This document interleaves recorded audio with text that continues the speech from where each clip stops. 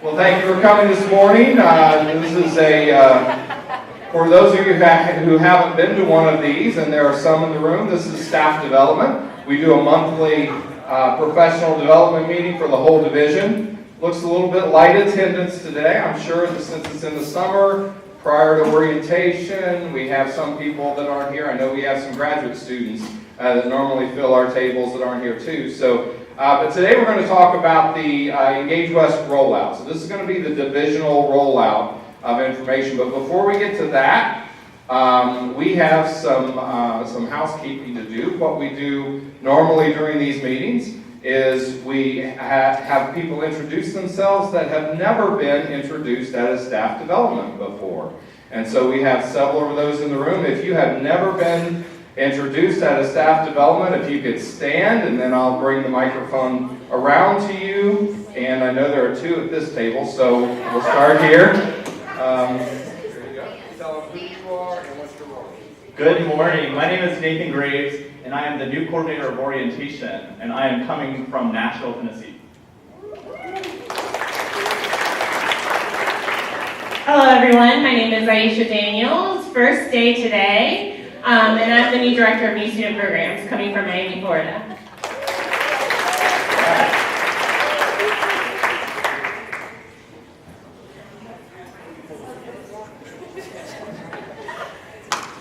This is your chance. I'm Jessica You could be Hanson. discovered right now. I'm Jessica Hanson, and I am Departmental Assistant in the Registrar's Office. Hello everyone, I'm Autumn King and I'm the Departmental Assistant for the Transfer Team in the Office of the Registrar. Good morning, my name is Leah Hussey and I'm the Director of Financial Aid. Go for it. Good morning, everyone. My name is Rose Payne, and I'm the newest member of the wonderful Academic Advisory Team. I'm originally from Chicago, but I've been here in Carrollton for about 16 years.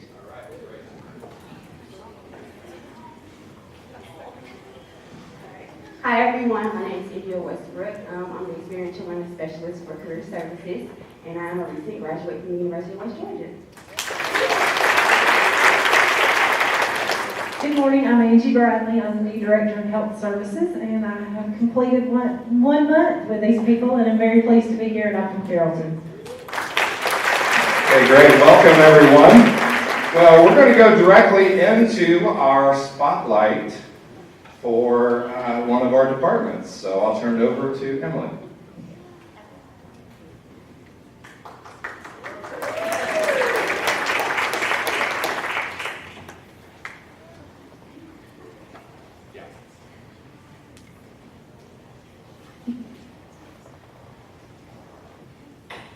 So I'm Emily Teitelbaum, Assistant Director for Student Events and Programs in the Center for Student Involvement, and I'm here to tell you a little bit about our office.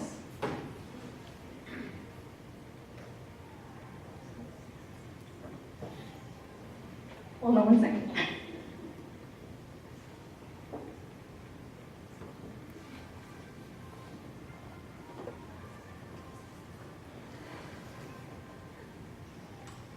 There's supposed to be music to this, but no big deal.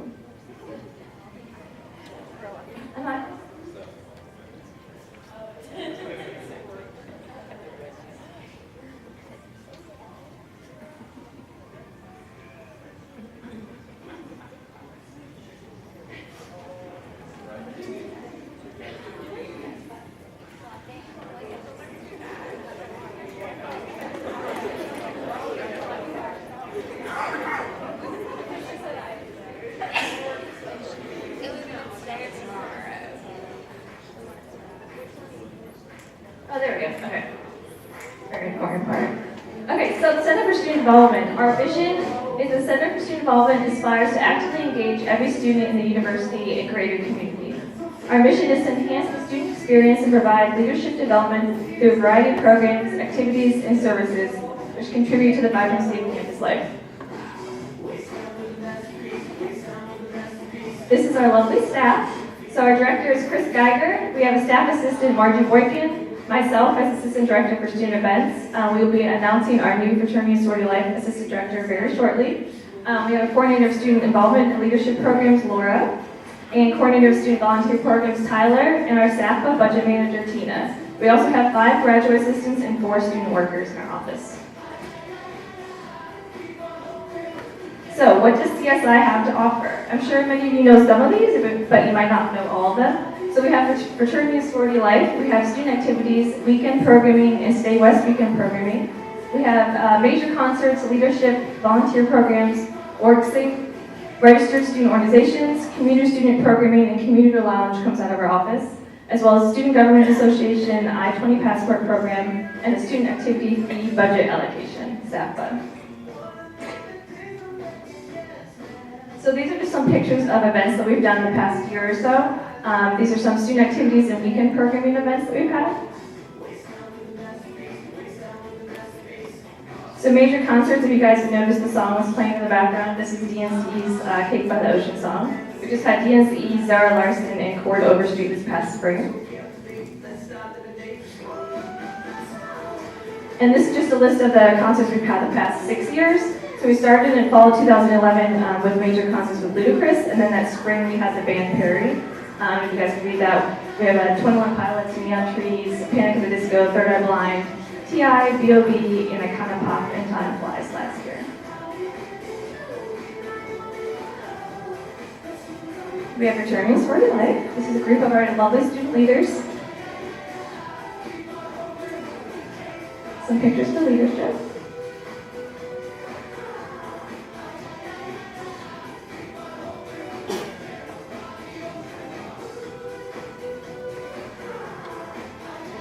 So our CSI office location is right down the hall. It's located in the bottom level of this campus center, room 123. Come by and visit us anytime. So just some cool stats for this past year. So this past year we've had 26 fraternity and sorority life chapters. That's about 9.78% of the student population is Greek. We have 155 registered student organizations. 442 participated in the big event this past year. For the whole year, we had 15,608 total swipes attendance at events, and that's actually not including major concerts and like homecoming parade and stuff that we couldn't actually swipe at. So a lot of participants this past year. Then we've also had 4,828 unique attendees at our events. 107 students earned a leadership certificate this past year, and we have 4 summer events coming up. The first one will be next Wednesday, June 7th, if you want to stop by. So, how does CSI directly impact RPG? These are some great quotes that I think relate to that. So, anyone that's not in the Student Affairs program might not know about this, so I want to add this. But Aston's student development theory states that academic performance is correlated with student involvement. This theory has many applications in the world of higher education and is one of the strongest pieces of evidence for co-curricular student involvement. And then Kuhn and Pike, if you did Student Affairs program, you learned about them. Student involvement in co-curricular activities such as student organizations, leadership positions, and activity in campus residence halls has a positive correlation with retention in academics, RPG. And lastly, CSI, connecting students to the institution. Chris Geiger made that. Any questions? That's us. Thank you.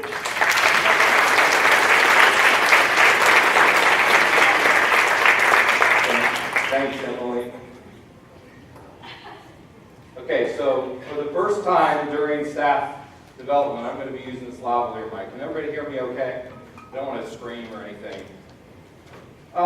So for those of you who haven't been around since we started the Engage West survey, it really was an opportunity for us as leadership of the institution to get information from all of our employees about their experience at the university. And this is the 4th iteration of this survey. And as I was preparing for this presentation, which is called a rollout, I really looked back through all of those iterations of our survey results. And it is amazing the growth that we've had over those 4 years. So you don't see it. It's just like when your kid's growing up. You don't necessarily see that exponential growth when you're looking at it over the long period of time. But when you look at it from the beginning to the end, you see an awful lot of growth. And so I've definitely seen that. The purpose of Engage West really is to identify those areas in which our communication, leadership, and procedures can be advanced to make it a better place to work. And really, what we want to know is, what are the barriers? What are the barriers for you to be engaged and to be satisfied with your work? And what can we do as leadership and you do as an employee to reduce or eliminate those barriers? And really, it really is getting to the point of employee engagement. We really know that employee engagement is a very, very important thing in all of business and industry and in education, because it is the basis upon which you build then the rest of your experience. We want to make sure that that is there, and we measure that through the Engage West survey. Oh, sorry. So the scale is really important on this survey, and I'm going to take you a little bit through, at different times in the presentation, a little bit through the statistics around this and why, so that we can get meaning from our scores. This one specifically is talking about the rating scale. So I want you to think a little bit about back when you, and most of you filled out the survey, when you did that, you were answering the question on a Likert scale. From 1, which is the lowest score you can get. You can't get less than a 1, to a 5. And you can't get bigger than a 5. So 1 to 5. So there are 4 units within this, and a 3 is the median score. So I want you to just remember that as we're going through, because I want you to keep that in perspective as we're going through this. In general, a score of 3.5 is good. Not perfect, but it's pretty good on a scale where 3 is the median and 5 is the highest score you can get. A 4 and above is very good, excellent on this scale. And so as we've looked over time, that scale has been important for us to understand and kind of understand how these scores are relative to our experience and also to the rest of the university. So in terms of a methodology this year, really looked at the highest and lowest scores on individual items. So you will do this, if you haven't already, within your departmental rollouts too. Look at the highest scores, look at the lowest scores, kind of determine what they tell us. Then I'm going to look at specific items connected to the action plans that we had from last year. So did that make any difference? Okay? And then we're going to look at the focus on the categories and the themes. Now I want you to remember that this is an aggregate of all of the scores in the whole division. And so whenever you aggregate things, sometimes you lose individual meaning. So I want you to just remember that as we go through, because your department may not be necessarily reflected in here. And what I mean by that is the scores of your department may not look exactly like the scores of the division, but in aggregate, the scores of our division come together to make up these scores.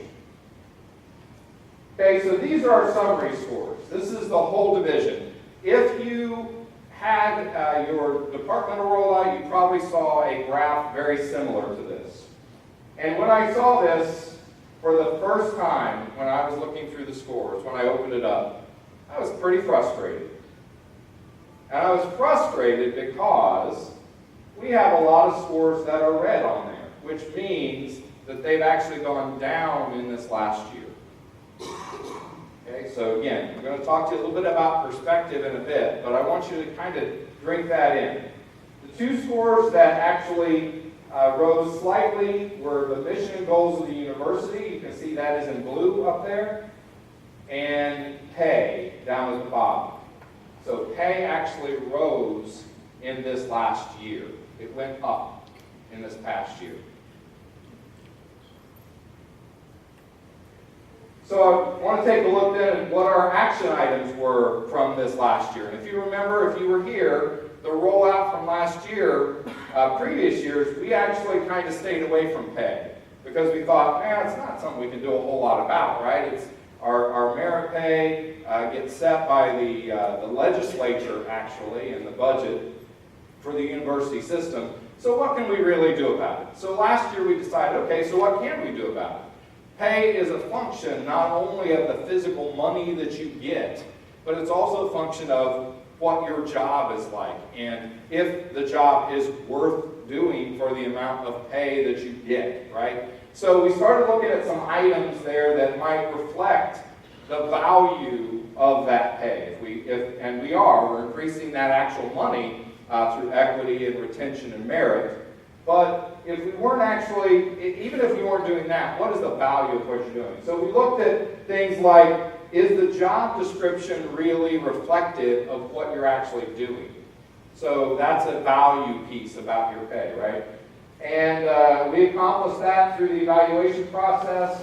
The job descriptions were reviewed during that process, so we did get an opportunity to say, okay, the job description, the thing I'm actually doing, is reflected in the job description. It doesn't reflect, 365 days, 200 working days of what you actually do every year, but it reflects the major things that you do. The second thing is we're going to research functional area pay standards produced by professional organizations. So many of our departments have professional organizations that look at pay, right? That look at the work that's done based on the job descriptions, those kind of things. So we looked at several of those throughout this to make sure that they are connected in some way. Now remember, there are regional differences in all of this, and when they did the equity study a couple years ago, that took into account many of these professional organizations or what it looks like out in the field. So we want to look a little deeper into that as we go into the next equity study. The previous equity studies we didn't have a whole lot of input into. We're going to have a lot more input into these so we can kind of infuse our professional organization information into that too. We said we were going to get HR to do one staff development meeting describing the equity study. It turned out that they were doing campus level meetings, excuse me. So we kind of backed off on the staff development thing. They didn't feel like it was that they could add anything to what they were doing. So we really didn't do that in the staff development, but we had it at a campus level. And then continue the monthly breaking down the divisions, semesterly staff meetings with all departments and coffee and conversations with VP. We mostly accomplished that. I didn't do nearly as many breaking down the divisions this past year because I really did feel like when we're coming out to your departments once or maybe even twice during the term, sitting in your staff meetings, doing the coffee and conversations, bagels and bow ties, whatever with the dean, I can't remember the things that Xavier's doing. So really, the point is we try to continue those conversations so that you have opportunities to hear what we're saying, we have opportunities to listen to you and hear what you're saying. And as we go through this, you're going to see we're going to even do more of those. So we did some of those things. So the things related to pay, you saw there was a change in or an increase in that item that you felt more engaged related to that. We did some things during the year to affect that, and it makes sense that that would change a little bit. So these are the highest scored items on our Engage West survey for the division. And if it has an X in the column that says on 16, that means it was also in this category of the highest items on the 16 survey. So there's a little bit of comparison with that. As you look through those items, you can tell there's a little bit of a theme. And that theme is kind of your individual experience, right? That the things that are related very closely to you are some of the things that are the highest scored items. It makes a lot of sense. If we're going towards an engagement, a personal engagement for you, then the things that are related very closely to you, if they're highest graded, that's a great thing, right? And so, again, very, very high scores. The highest, my work is important to my department's success, 4.59. That is extremely high in this survey across the university. And that is an indication to me that you know how valuable you are, that you know your work is important to the department, and by connection to the division, to the university, and these scores really are excellent scores at the top of our range. So I wanted to kind of give a combination here. So we get comments also. In years past, we sent those comments out verbatim, exactly as they were. This year, as a leadership team of the university, we decided to summarize them, which is what we did in our first year. And that decision was made because there were a lot of specific names and specific incidences related in those comments. So we decided to do this really to protect the people who were named specifically in that, but we did decide to summarize them, and these are some of the positive themes. Collaboration, communication, transparency, accountability, focus on continuous improvement, strategic plan and direction, partnership with academic affairs. So these were themes that came out of your comments about what was going on positively at the university, right? So let's go to the other side, lowest scored items. As in the past, the lowest scored items on the whole survey, mostly related to pay, right? But again, I want you to keep a little bit of perspective here. 4 items on the survey were lower than a 3, and then everything above that was 3 or more. Okay, so a little bit of perspective.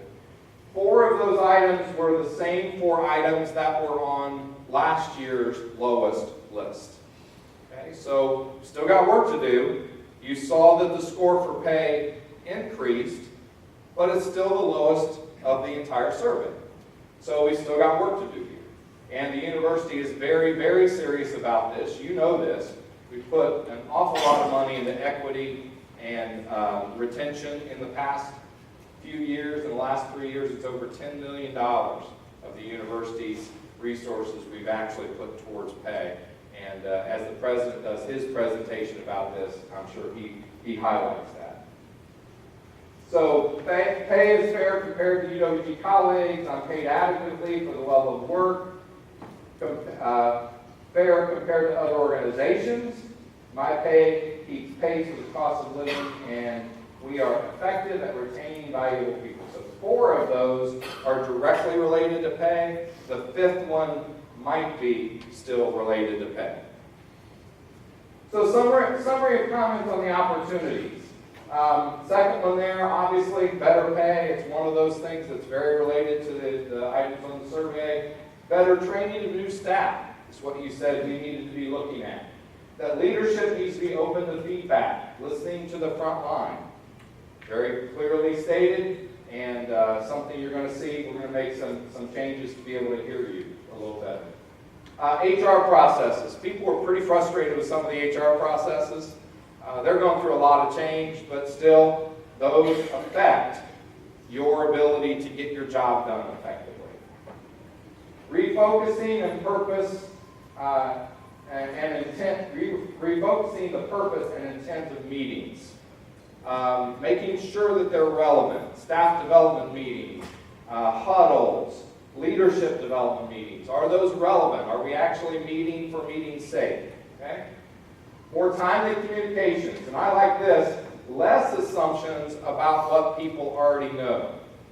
That's kind of an interesting thing to me because I'm one of those people that, we're moving 100 miles an hour, and I will sometimes have a conversation with people and they'll have to stop me and say, well, now what are you talking about? Just right from the beginning, what's the context of this? So being a little more focused on that. The policies are applied fairly to faculty and staff, that the university is doing consistent practices around this. And then this concept of hiring from within and hiring from outside. And I have a few comments in a bit around that. There were people that essentially said, we're hiring too many people from outside to come in. And we had some comments as many that said, we're hiring too many people from the inside. We should be hiring from outside. So it's an age-old problem. So I want to do a little bit about perspective. Okay, so perspective on this survey. This is a perspective issue. It matters where you're sitting or where you're standing to know what that thing that's on the ground is, right? It looks different from different perspectives. And I'll give you another one here. Okay, it matters where you're standing to know what that thing actually is. And that's what I want to talk a little bit about in terms of the statistical part of this. Okay, so this is a distribution of all of the items on our survey. Okay, I'm going to get a little statistical on you. You don't have to go too deep into this. But the mean, which means essentially the average of all of our scores, is 3.87. Now remember earlier I said a 3.5 is good, a 4 is excellent, 3.87 is kind of right in the middle of that, so overall doing pretty well across all of the items on our survey. If we look at the median, that is a 3.0, so that's the middle of the scale. No matter what the scores are, what is the middle of this scale? Well, 3 is the middle of our scale. Okay, so 50%. At 50%, you can see how many of our scores fall below that and how many of our scores fall above that. But then if you take that 3.5 and you say, okay, a 3.5 is good, at that 3.5 level, how many of our scores fall above that and how many of our scores are below that? And so that's the perspective I want to give you. Even though some of the items went down in this year, there may be some reasons for some of them going down, right? You looked in the comments, there's a little bit about HR. I don't know anybody in this room or even outside of this room that was satisfied with the way that equity and merits and all of that was handled in this last year. That was kind of a determinant. Many of us had a lot of frustration around the FLSA issues that were going on in this past year. So there were a lot of things that were kind of detracting from our engagement around that. I would also suggest to you that, that there's a little bit in terms of where we are in this whole Engage West process, right? That we may be kind of hitting that wall. We may be at the point where people are making that determination as to whether they want to stay at West Georgia or not. If it's going to be this hard, and it's hard to do this work and be held as accountable as what we're being held, all of us, including vice presidents, right? We may be at the place where people are now figuring out, okay, this is the culture, this is who we are, this is the way it's going to be, and is that really what I want? And that might be reflected in their survey responses. Also, at the time of this survey, as it would be, it doesn't matter when in the year it was done, there are people, there are staff that are either brand new, didn't get to take the survey. There are people that had already decided and already announced that they were leaving. They got to take the survey for, again, they were leaving for lots of different reasons. So there were different levels of employment and understanding as to how someone is already engaged at the moment they're taking the survey. And then finally, and this one didn't really occur to me until I started talking to people about the results. And from two different people, I heard, well, there may be an effect because this is right after evaluations, right? We just did evaluations. It's right after evaluations. And not on the content of the evaluation, but the philosophy of evaluations. In our division, we are one of those divisions that has high expectations. And so therefore in evaluations, when you meet expectations, that's a good thing. It's a fantastic thing to meet expectations. But on a survey like this, is that maybe muting because nothing significantly exceeds. Nothing is a 5 ever, right? So is that kind of muting some of these scores too? So that's a theory. All of that is theoretical. Don't know, don't really care, because what we do is we take this, it creates a discussion, and then we go on from there with action items. But I wanted to do that perspective because I think it's important for us to look and see, hey, we're doing okay here. You know, not everything's bad, although some of the red is on there. Not everything's bad. So what were the big changers in 16, 17? We had 1, 2, 3, 4, 5 big changers, right?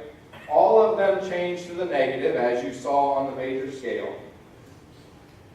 But some of them, like departmental leadership and mission and goals in the department, still are well above the 4.0. So even though they changed, it's something to pay attention to. Why did they change? What did we do to contribute to that? But they're still above the 4.0s, and they're still excellent. We may not pay as much attention to those. Institutional leadership, 3.63, senior leadership, 3.71, and climate, 3.52. So those are still in the good range, but still something to pay attention to. Climate specifically down here at 3.52, really something to pay attention to, and you'll see later on where we're actually going to be doing some of that. So this is where my focus changes a little bit in this iteration of Engage West. In the past, what we've done at this point in the presentation is pulled out the specific items that are affecting the score. And I think probably what I've done is begun chasing those individual items to the detriment of the bigger picture. And so now we're going to start looking at this in terms of categories. Because in your departments, you can chase those individual items pretty easily. You can focus on those at your department level, because an individual item may be really important for one department, but not necessarily for another. And if I begin chasing all those individual items, it leaves people out sometimes. So we're going to focus a little bit more at the category level. Those individual items shift dramatically based on the attention that they're given. So you saw in this last year, we paid attention to things related to pay. Pay increased. But we still paid attention to things like communication, trust, accountability. We still did those things. We still did some of the breaking down the division newsletter pieces. We did some, we actually enhanced our communication through the departmental meetings. We had more of those this past year. Coffee and conversations. Some of the town hall, so the larger communication. We focused a lot more on the staff development by getting the committee really working on that. And so it wasn't that we didn't pay attention to those things. We actually did those things too. But the thing we said we were going to do the action items on, that's what increased. Even those areas that we still paid attention to but didn't say we were paying attention to, they decreased a little bit. So if we keep chasing those things each year, we're going to be bouncing back and forth. So I want to smooth that out a little bit in this. So the decision is to focus on category scores and then actions to impact those major categories at the division level, whereas your departments can look at those individual pieces. So these are scores for the division, or for the categories. And you can see if we apply our 3.5 is good, 4.0 is excellent rating to this. We've got a few that are sitting down around that 3.5, and of course pay is the one that is below a 3.0.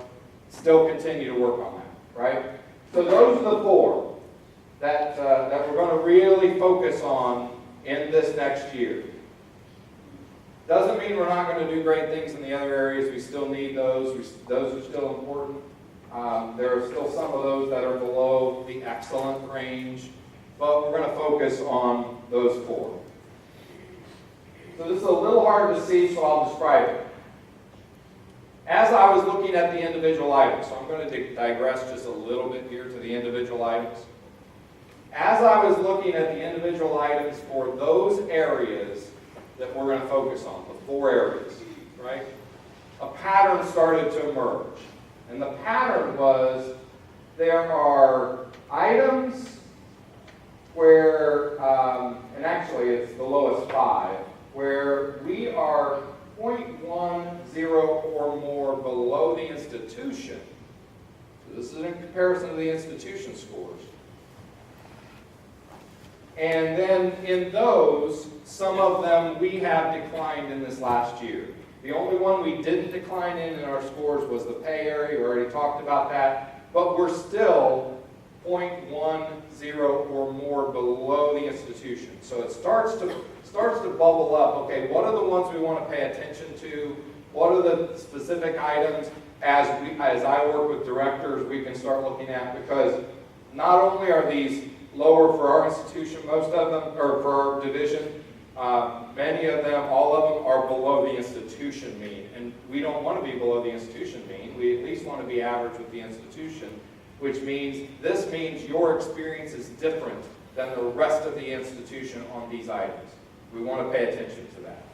So staff are treated fairly at UWG. UWG is consistent in handling employee issues. Policies are applied fairly to all faculty and staff. UWG is effective at retaining valuable people. All of those are related to the climate area. Okay, you start to see a pattern here. Climate, pay, work-life balance, and communication are the 4 lowest categories. So we want to focus on those. We want to continue to look at those. And so that gives me a clue that those are really specific areas that in this next year, I will be working with our extended leadership team and our leadership team to affect these.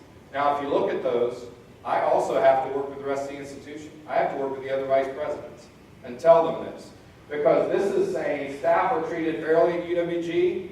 That's in relation to faculty, administrators. That's in relation to others, right? UWG is consistent handling employee issues. That didn't necessarily say the division. It said UWG, right? So I have to work with those beyond us to be able to affect these and make sure that that's not a barrier for you in your engagement. So I want to have a little bit of a discussion. It's hard to have a discussion in this large group, but we're going to have a little bit. And then I'm also going to give you a technique. So if you are you have that thing burning and you just don't feel like you can say it, I'm going to give you a way to do that in a bit, okay? And that's okay if you have that. The whole point is I need to get direction so I can develop the action items.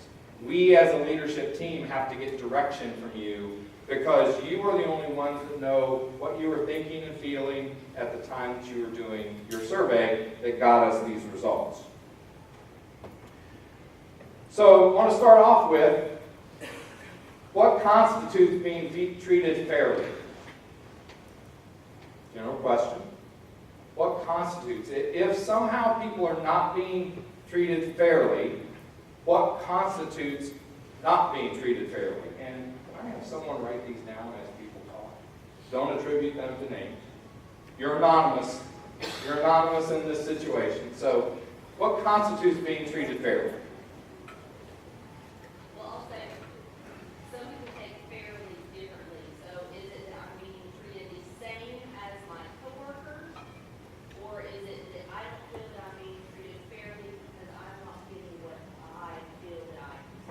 And that is true. So that theoretical concept applied practically for you, what is being treated fairly like?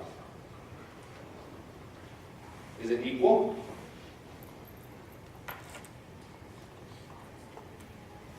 This is the awkward part, isn't it? Everybody awkward right now? Is this a question based on, like, comparison to staff and faculty? No, Okay. it is not. So well, yes, I'm sorry. I believe this is one of those. Someone who's on the committee can tell. Is this one that's only on the staff survey and not the faculty survey? Staff are treated fairly? Who's on the committee? I'm not on the committee. You're not on the committee. Danny, do you remember? Justin? I think we're done here. It very well could be, but that's a good question.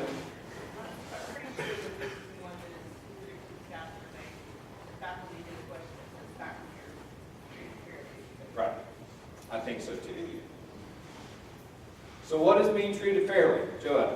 I think that, of course, I'm a rule follower, so policies and procedures, that everybody follows the same policies and procedures across the board. That's Okay, so being treated fairly is following the same policies and procedures. Everybody gets treated fairly by being treated the same in terms of policies and procedures. Good. How about others? Gotta help me here. To be able to affect this, I need to have input to be able to know what to focus on, right?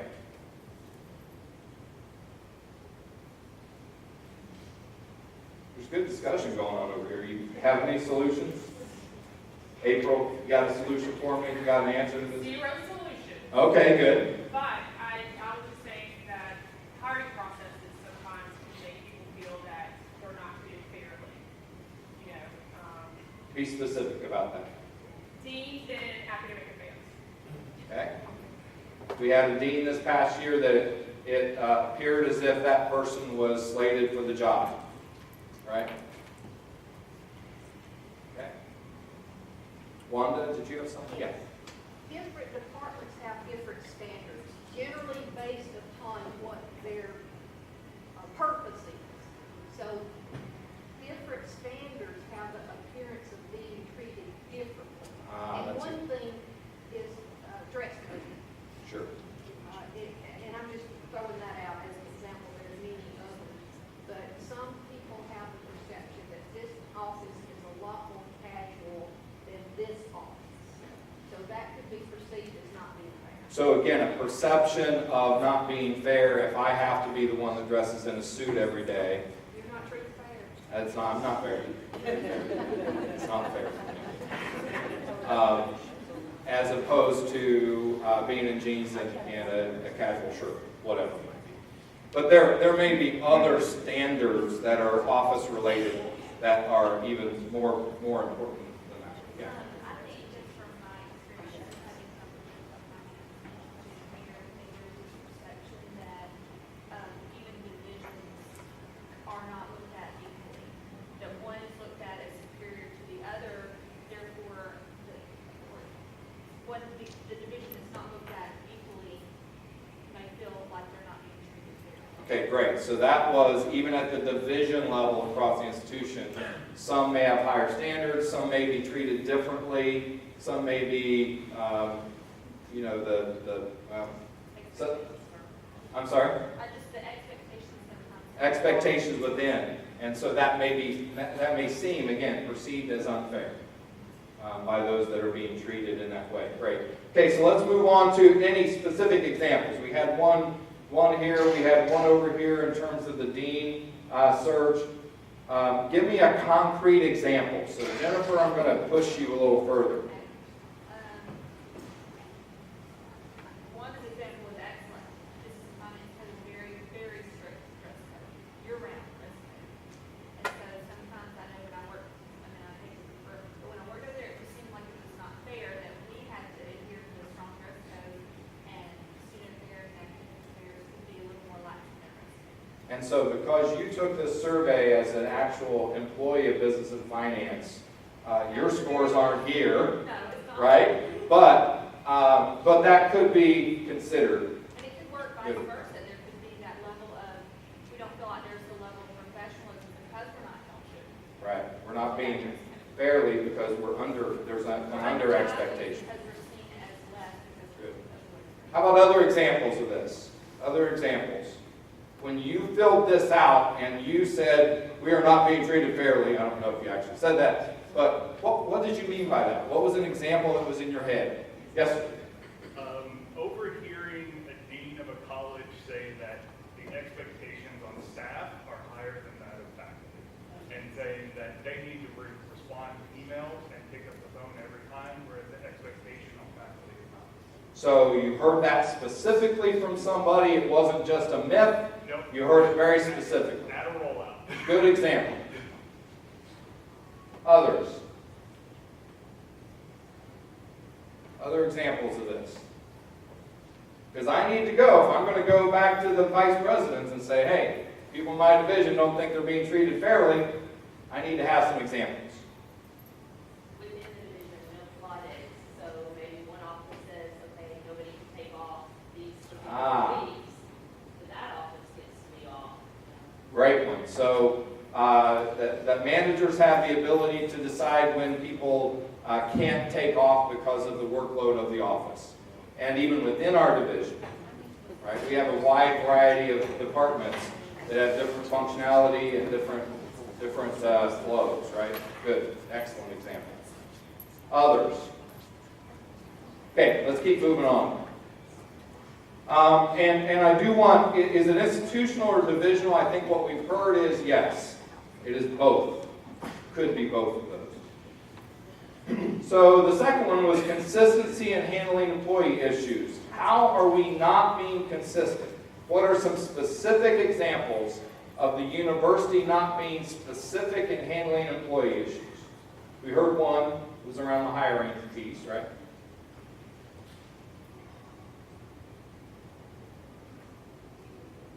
So when you answer this question, you were thinking we're inconsistent.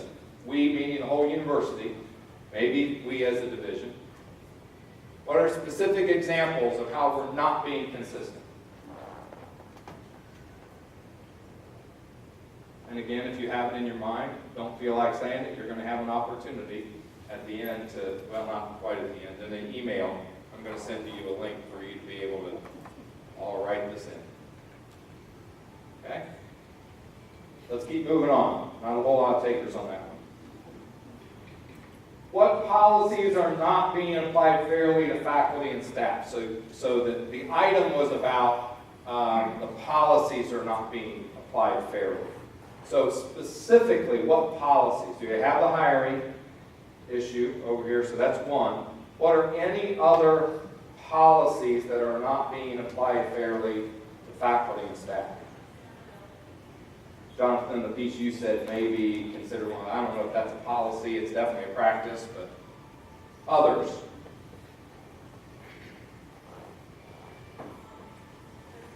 Yes. Faculty's median is different than staff. Where they're trying to get them.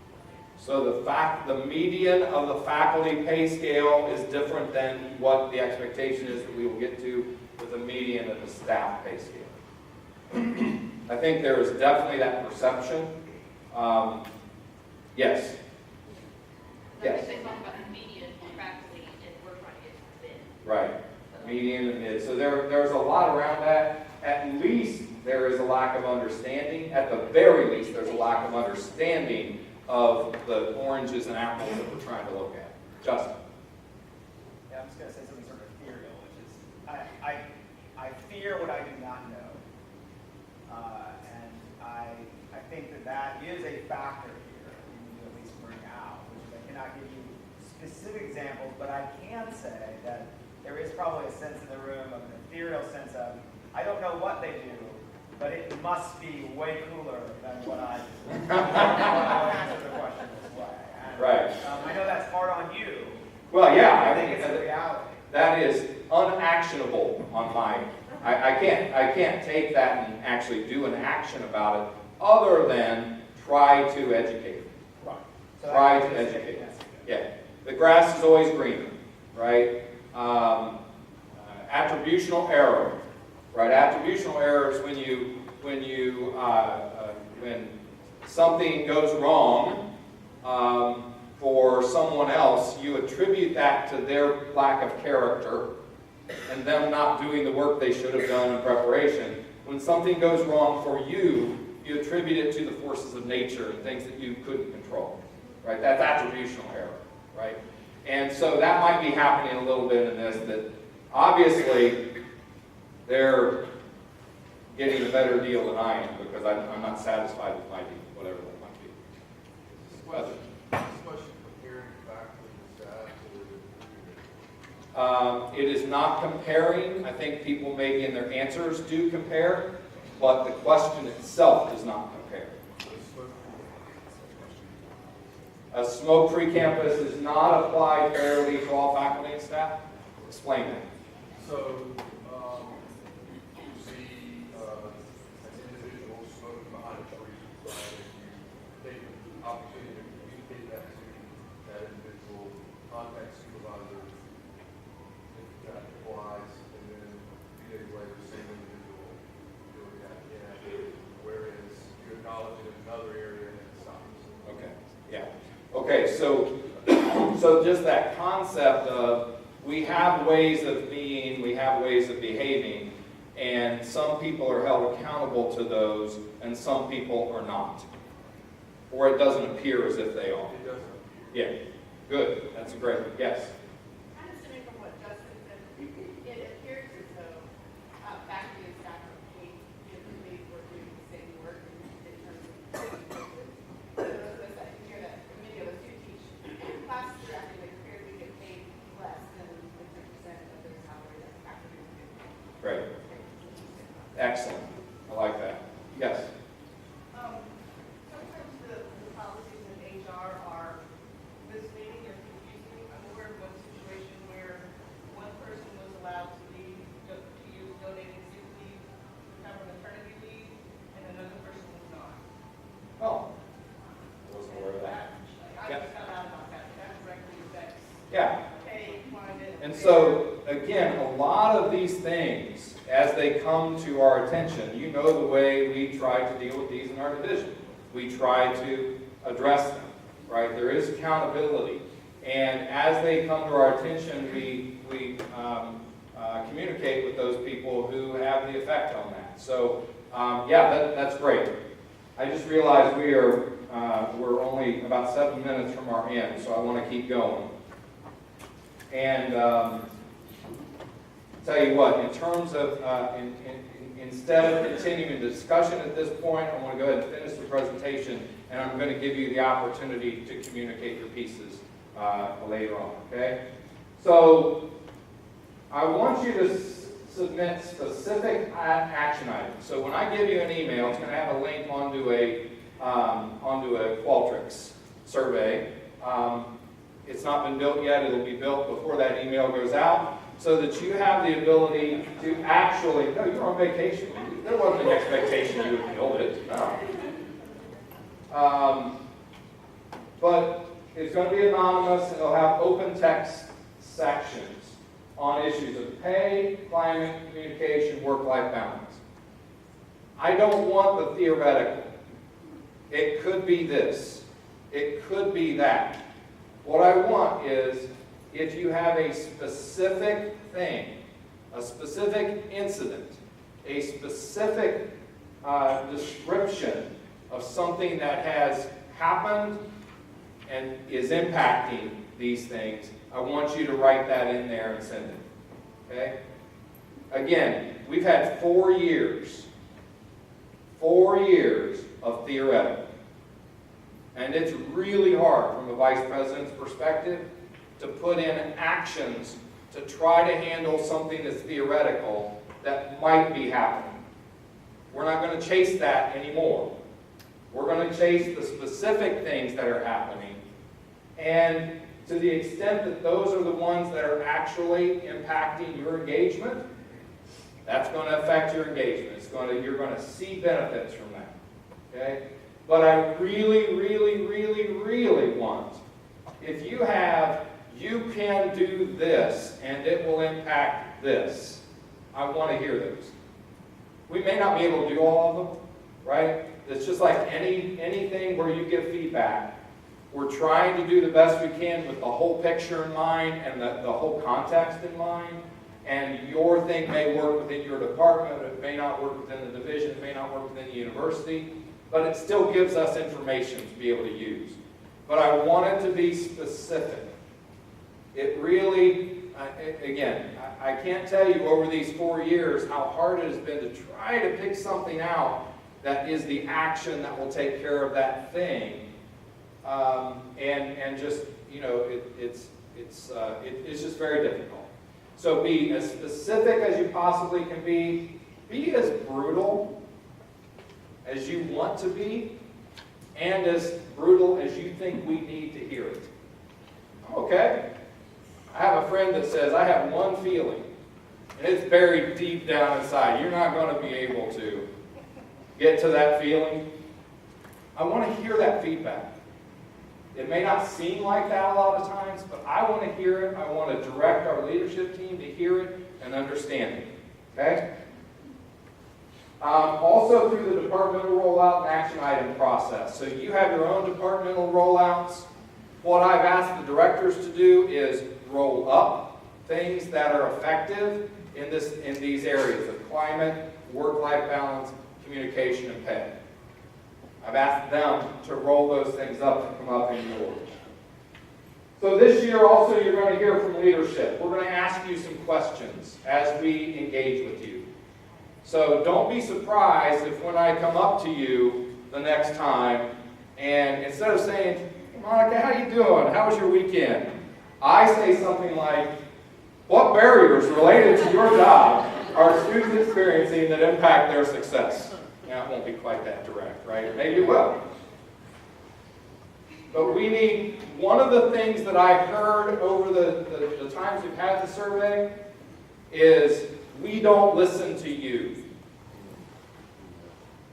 We don't listen to you. We don't give you opportunities. Well, I think we have, but not enough, so we're going to listen.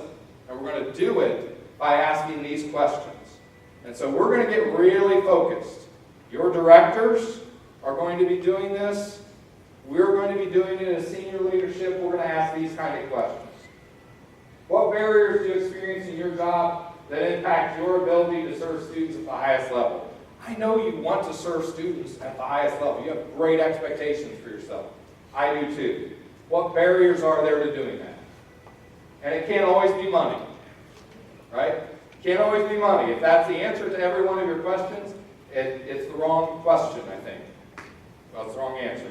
We're trying the best we can to get the resources. Actually, we have pretty decent resources. What barriers do you experience in your job that impact your engagement? So not only your ability to serve others, but your engagement specifically. Do you have the tools, technology, policies, etc., to do your job effectively? And is there anyone that you think should be recognized for doing a great job or for doing something specifically impressive? Right? So who out there is doing this really well and that they should be recognized for doing so? So we're going to start asking these kind of questions. And I want you to start thinking in these kind of ways so that you'll have answers to these questions. Right? If we can't get specific about some of this stuff, we're not going to be able to solve the issues that are the barriers to success of students, to your engagement, and the success of the institution. Now again, I'm going to go back to perspective. We're doing great. Almost all of our scores are a 3.5 or above. That's great. We can do better. We can do better. And so these questions will be to get us to that next level. That's all I have. You're going to have an opportunity to drive the action items from your level at this in this survey. Please take advantage of that so that we can have some feedback to be able to take that, create some action items, and then move it to the next level. So thank you very much. Welcome all the new people. We'll see you next month.